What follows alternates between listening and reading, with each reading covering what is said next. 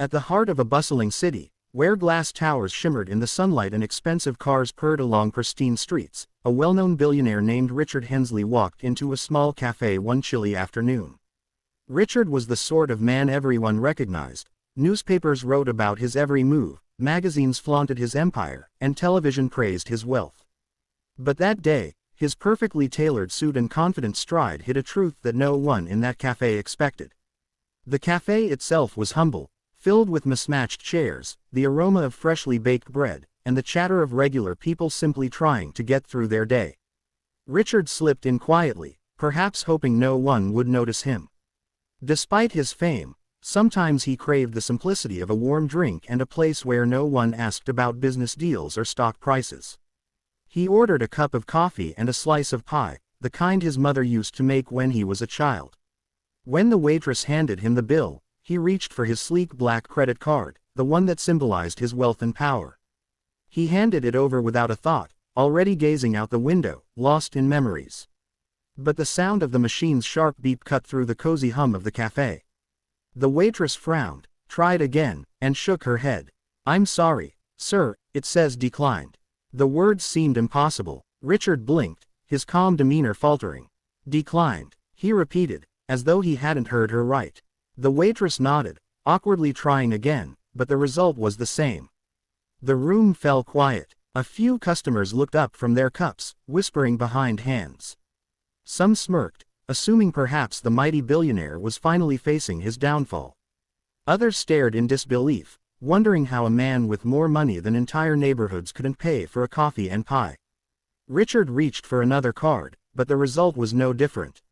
Each one failed. He felt a strange heat crawling up his neck, embarrassment, a feeling he hadn't experienced in years. "This must be a mistake," he muttered, half to himself. Before the waitress could respond, a small voice piped up. "I'll pay for him." Heads turned. Standing near the counter was a little girl, no more than 9 or 10, her clothes worn and slightly too big for her small frame. Her shoes were scuffed, her hair tied back in a messy ponytail. In her tiny hand, she clutched a few crumpled bills and coins, clearly all she had. The waitress blinked in surprise. "Sweetie, you don't need to." "I want to," the girl interrupted firmly. Her eyes were steady, innocent yet determined. She walked up and placed her money on the counter. He shouldn't go hungry. Everyone deserves to eat. The cafe went utterly silent.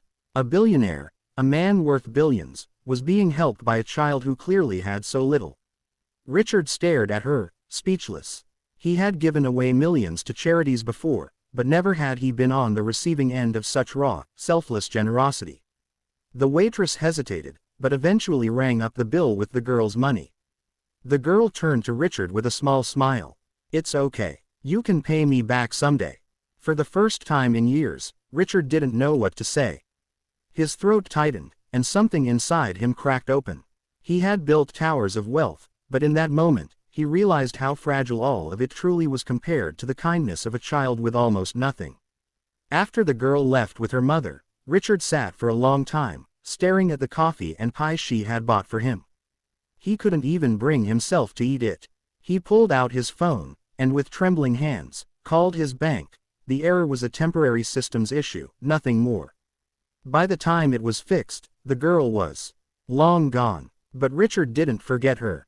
He asked around the neighborhood, determined to find her. Weeks passed before he finally discovered her name, Emma. She lived in a run-down apartment with her single mother, struggling every day to make ends meet. Richard visited them, humbled in a way he had never been before. He brought no entourage, no cameras, no suits. Just himself. When Emma opened the door and saw him standing there, she gasped in shock. "You came back," she whispered. Richard knelt down so he could look her in the eyes. "You taught me something I'll never forget," he said softly. "That kindness is worth more than all the money in the world. You gave me more than a meal that day. You gave me humanity." From that day forward, Richard didn't just repay Emma, he changed her life. He made sure she and her mother never worried about rent again, enrolled Emma in the best school, and even created a foundation in her name to help children in poverty. But more than the wealth, Emma cherished the friendship that grew between them. The billionaire who once seemed untouchable had become a part of her family, not because of his fortune, but because of the lesson a poor little girl had taught him. That true wealth lies not in what you keep, but in what you give.